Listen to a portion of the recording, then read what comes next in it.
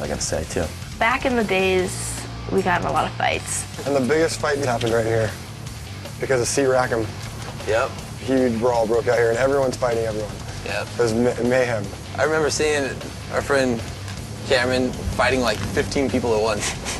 He was holding his own. It was pretty awesome, to be honest. It was pretty awesome. We were all sitting back like, cool.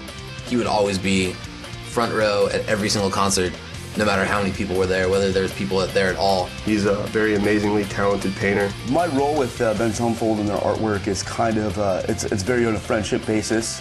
I like doing paintings for their band because I like their band. I enjoy listening to their music. They focus on their music so much and they take everything so professionally that hopefully I can do my best to have the imagery laid out in their albums the way that I feel like they'd want it presented. So he's just a wonderful human being. Also, our manager, Larry Jacobson. He is, hands down, one of the greatest guys that you could ever know as a person. Great family man. I had just left Capitol, and I called my business manager to tell him, hey, you know what, I'm leaving, I'm going out and starting my own company. He's all right, well, do you mind calling up my brother, who runs a small independent label? And I said, sure, I'd be happy to do that. So I go to the label, and I have lunch with his brother, and he hands me a package of material, and he says, you know, just check him out and see what you think. he came into the picture, and first and foremost, he's a fan of the band, which is always funny to see how he rocks out, you know. He always will talk about sounding the seventh trumpet the first time he heard it. All of a sudden, I come across this 1 minute and 26-second song. It's like nothing I've ever heard before. It's like I'm freaking out. But he took us to dinner, and we were skeptical because we didn't know anything about managers and necessarily that we'd want one. I hooked up a meeting with the band, and they said, look, we don't need a manager. We sat down, we started drinking. By the end of dinner, I was managing him. We don't work with anybody, like closely on a day-to-day basis that we just don't give a shit about. I will say that fucking I've never heard anyone in this band sit there and fucking gang up against Larry, and no one's ever ganged up and fucking talk shit. And we gang up on everybody and talk shit. Yeah. And we've never ganged up and talked shit on you. Yeah. That's the truth. Very first thing I ever said to them, you have interesting minds. Because you just don't see that today.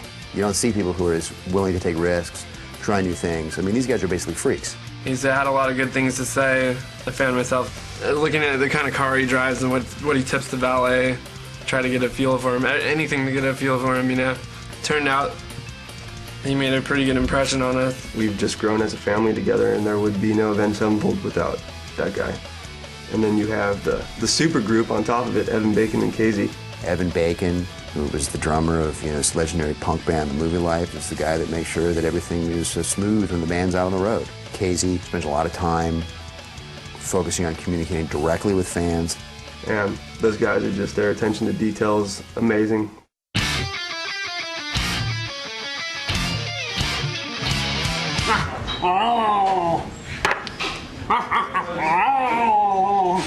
Our names came through a bunch of different situations.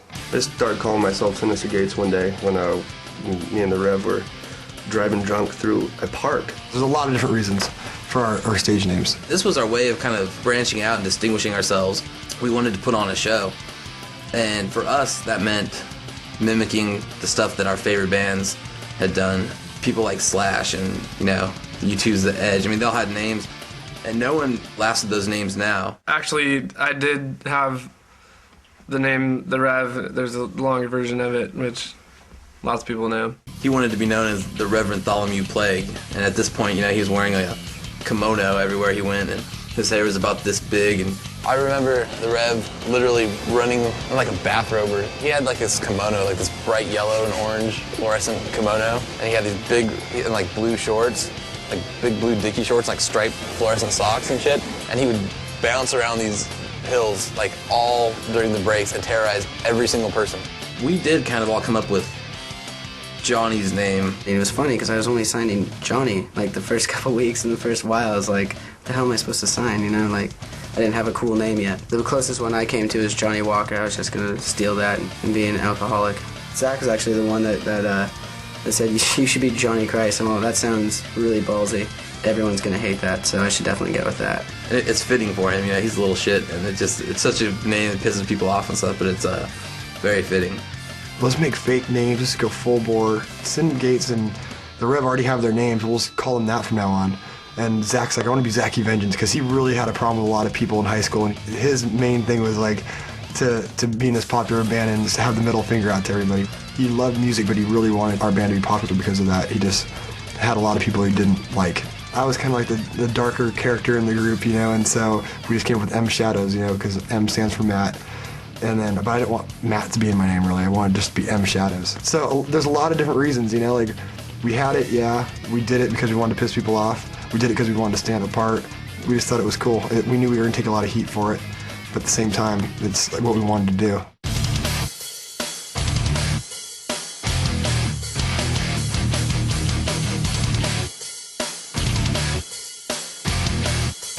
We knew that we needed a logo that was going to be identifiable. We had a lot of cool art from, you know, our friend Adam Barton, who's like my tattoo artist. He did all these like cool, like new school skulls with wings and cool stuff like that. I kind of want to do something more seriously and kind of headbutt a little bit back and forth of how it should look. So we sent it off to our friend Micah, who's a great artist. Micah Montague drew the death bat up. It's really a cool symbol, icon, logo. Now it's becoming almost like a household name.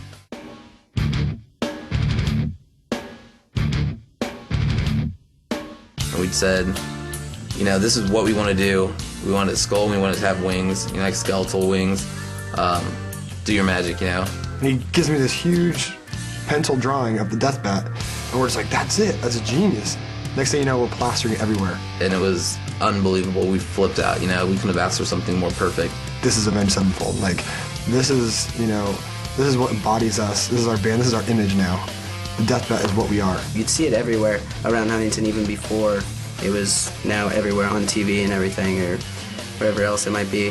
Half of us have gotten it tattooed or are going to get it tattooed. They understand the value of their identity. When people think Avenged Sevenfold, they think of something. They can articulate it. There's a clarity in their mind of what Avenged Sevenfold is, what they are, who they are, what they stand for. And now you look around the world and there's kids tattooing that thing all over their bodies. I think that's a logo that's gonna stand the test of time.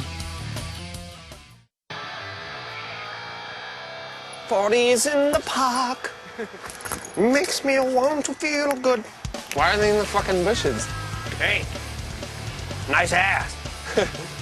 Hey, fucking dumb idiot. What are you doing? Did you just take a shit? Unbelievable.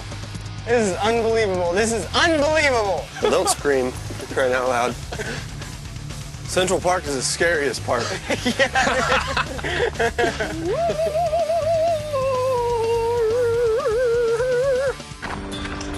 We should try the main spot, but they didn't go that way. I saw Brian. He was going this way, so. Wow, it's been a long time since I've been here. Stop somewhere and fucking drink. God damn it. We're going to the spot. Just chill out. We should just tell Matt. Give him no directions when he gets back. Just tell him that we're at the spot. Where did he go? Val used to live on that track, and I live in this track. And so we played James Bond all night and get hammered. And then we'd walk back, you know, we'd walk back to the park home. Look at the size of that fucking duck! Whoa. Look at that duck! Jesus Christ! Come here, fucking stallion duck.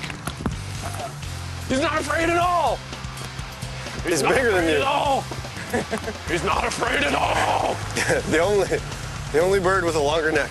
That's the biggest fucking duck I've ever seen in my life.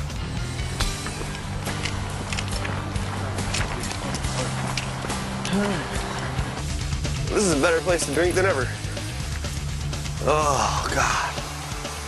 What a dumb thing for us to do. Where's everybody else? Yep. Do you have the best cigarette known to man in your pocket? You didn't even tell me? Oh, this is such a good cigarette, such a quality smoke. What are you doing with that archaic fucking... That's all I got. Beast Unless you got fucking a light. This spot was the first time that the Rev and I came. He was probably drunk a time or two before this, but this is the first time I really got good and drunk. And this was the secret spot. I could hear my mom off in the fucking far distance.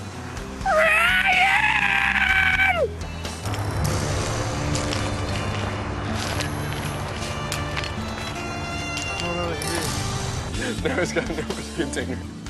He's not just carrying groceries anymore.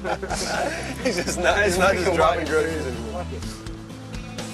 It's for you, John. He's straight to jail now. All right, sounds good. Jesus Christ.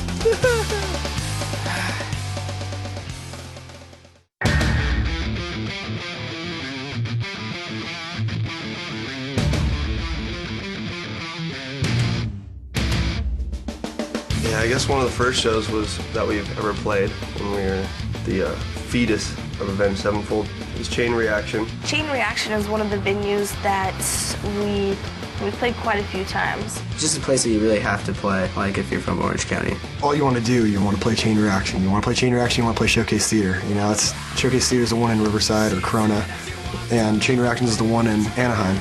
We were friends at this point with the band 18 Visions, who were going to headline a show there, and Matt had talked to James, which is in 18 Visions, and asked him, hey, is there any way you could get us on the show, We were like, all right, this is our chance to take over. We were going to take